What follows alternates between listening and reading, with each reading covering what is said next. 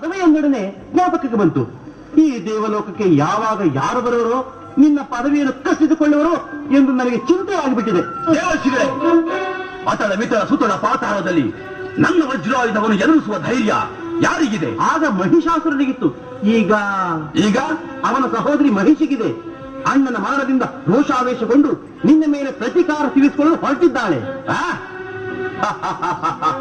ಮಹಿಷಿ ಕೇವಲ ಒಂದು ಹೆಣ್ಣಿಗೆ ಭಯಪಡುವಷ್ಟು ಹೇಳಿಯಲ್ಲ, ಈ ಸಹಸ್ರಾಕ್ಷ. ಹೆಣ್ಣು ಎಂದು ಹಗುರವಾಗಿ ಮಾತಾಡಬೇಡ ಇಂದ್ರ. ಮಹಿಷಾಸುರನನ್ನು ಸಂಹಾರ ಮಾಡಿದ್ದೆ ಹೆಣ್ಣು. ಆದಿಶಕ್ತಿಯ ಒಂದೇ, ಈ ಮಹಿಷಿಯ ಒಂದೇ ಏನು?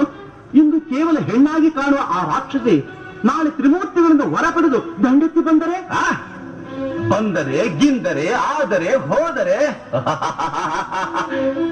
ಎಂದಿರದು ನೆನೆದು ಇಂದಿನ ಆನಂದ ಕಳೆದುಕೊಳ್ಳುವ ಮೂರ್ಖನಲ್ಲ ನಾನು. ನಿಜ ನಿಜ.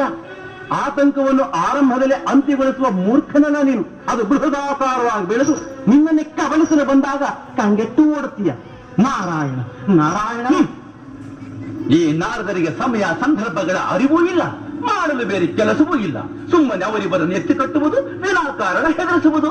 ಇವರ ಜೀವನವೆಲ್ಲ ಇದರಲ್ಲಿಯೇ ಆಯಿತು. ಅಗ್ನಿ, ವಾಯು,